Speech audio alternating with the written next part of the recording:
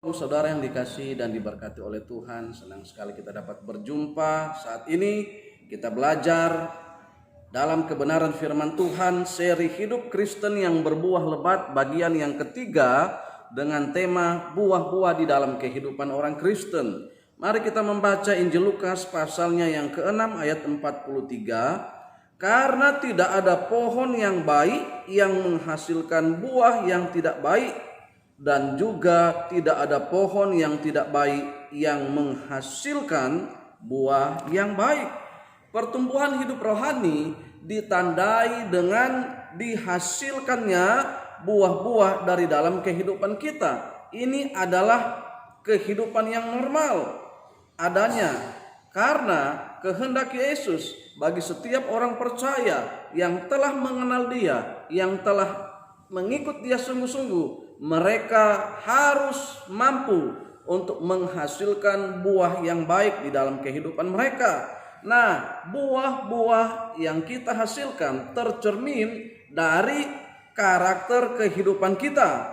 Urapan sebagai pemimpin pujian, sebagai pemain musik, sebagai pengkhotbah, sebagai guru sekolah minggu, sebagai penatua ataupun jabatan-jabatan yang lain di dalam pelayanan, jika tidak diimbangi dengan buah-buah yang dihasilkan, maka hidup kita tidak akan menjadi sumber kesaksian yang baik bagi orang-orang yang belum percaya. Apa sajakah buah-buah yang dapat kita hasilkan? Yang pertama, kita harus memproduksi buah pertobatan. Matius pasal 3 ayat yang ke-8, firman Allah berkata, hasilkanlah buah-buah yang sesuai dengan pertobatan. Ada perubahan perilaku. Misalnya, dahulu kita senang mabuk, tetapi setelah bertobat kita berhenti mabuk.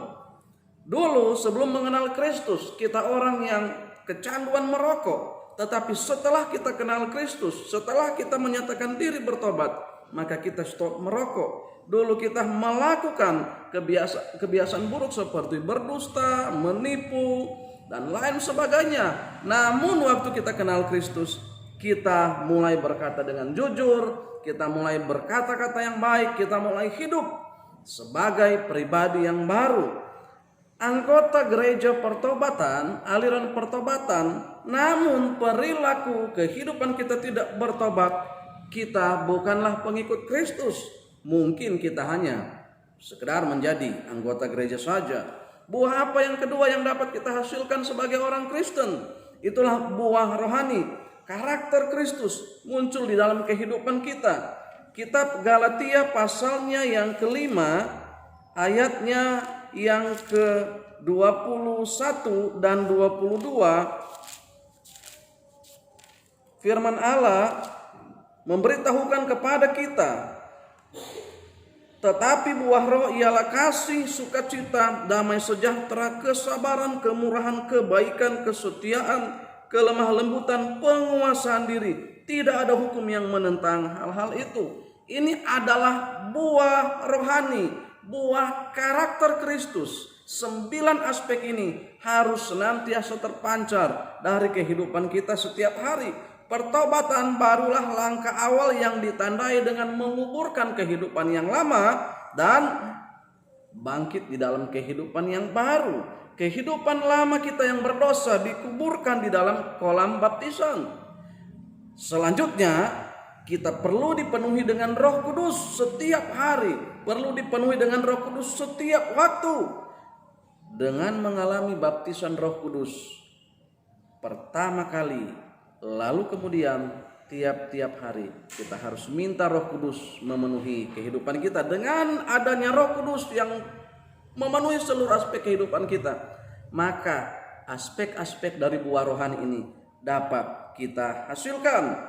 Kepenuhan Roh Kudus setiap hari membuat kita mampu menghasilkan buah-buah Roh Kudus yang sempurna dengan ke-9 aspeknya yang tadi. Bukan hanya 1 atau 2 aspek saja. Yang ketiga, buah apa yang dapat kita hasilkan? Itulah buah pelayanan. Di dalam kitab 2 Korintus pasalnya yang ke-9 ayatnya yang kedua. 2 Korintus pasalnya yang ke-9, ayatnya yang ke-12. Sebab pelayanan kasih yang berisi pemberian ini bukan hanya mencukupkan keperluan-keperluan orang-orang kudus, tetapi juga melimpahkan ucapan syukur kepada Allah. Buah pelayanan yang kita kerjakan akan menghasilkan ucapan syukur dari semua orang. Apa yang bisa kita lakukan untuk menolong orang lain, untuk melayani orang lain? Membantu orang yang berkekurangan, kita membersihkan lingkungan, kita ikut bekerja bersama-sama, kita mungkin menyumbangkan tenaga kita di dalam kerja bakti, ataupun kita memberi sebagian dari hasil rezeki pekerjaan yang kita terima kepada seseorang yang membutuhkan. Itu adalah bentuk buah pelayanan yang dapat kita hasilkan. Dan dengan apa yang kita kerjakan tersebut, menghasilkan ucapan syukur, menghasilkan jiwa-jiwa baru yang dapat dijangkau bagi Kristus. Dan pasti sebagaimana yang tertulis dalam kitab Ibrani pasal 6 ayatnya yang ke-10. Ibrani pasalnya yang ke-6 ayatnya yang ke-10. Sebab Allah bukan tidak adil sehingga ia lupa akan pekerjaanmu dan kasihmu yang kamu tunjukkan terhadap namanya oleh pelayanan kamu kepada orang-orang kudus yang masih kamu lakukan sampai sekarang.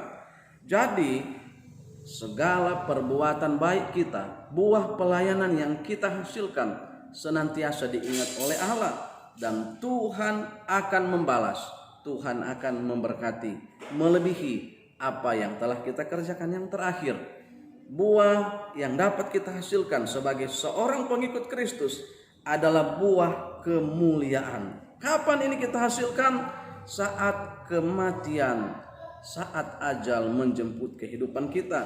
Di dalam kitab 2 Korintus pasalnya yang keempat, 2 Korintus pasal yang keempat ayat 16 dan 17. Sebab itu kami tidak tawar hati, tetapi meskipun manusia lahiriah kami semakin merosot, namun manusia batiniah kami dibaharui dari sehari ke sehari. Sebab penderitaan ringan yang sekarang ini mengerjakan bagi kami kemuliaan kekal yang melebihi segala-galanya, jauh lebih besar daripada penderitaan kami. Apa yang terjadi saat kita meninggalkan dunia ini? Akankah kita meninggalkan nama yang baik, perilaku yang mulia, kehidupan yang mempermuliakan Tuhan? Atau justru kita akan meninggal di dalam kehinaan karena kita berperilaku yang tidak baik dan tidak benar? Nama baik lebih berharga dari apapun juga. Buah kemuliaan yang akan kita tinggalkan, yang kelak akan dikenang sebagai sebuah warisan rohani dari kehidupan kita sebagai seorang pengikut Kristus. Marilah kita bertumbuh bersama-sama dan menghasilkan buah bersama-sama di dalam kehidupan ini. Kita tidak bisa melakukannya sendiri-sendiri. Perlu adanya kelompok, perlu adanya komunitas atau keluarga rohani atau gereja yang menolong kita bertumbuh di dalam Tuhan. Di dalam gereja sidang jemaat Allah dikenal adanya kelas-kelas pemuritan KKA atau kelompok keluarga Allah. Mari kita tetap setia, mari kita mau terus bertumbuh agar nantinya dalam kehidupan kita selanjutnya kita mampu menghasilkan buah-buah ini di dalam kehidupan kita. Amin firman Tuhan. Tuhan Yesus memberkati.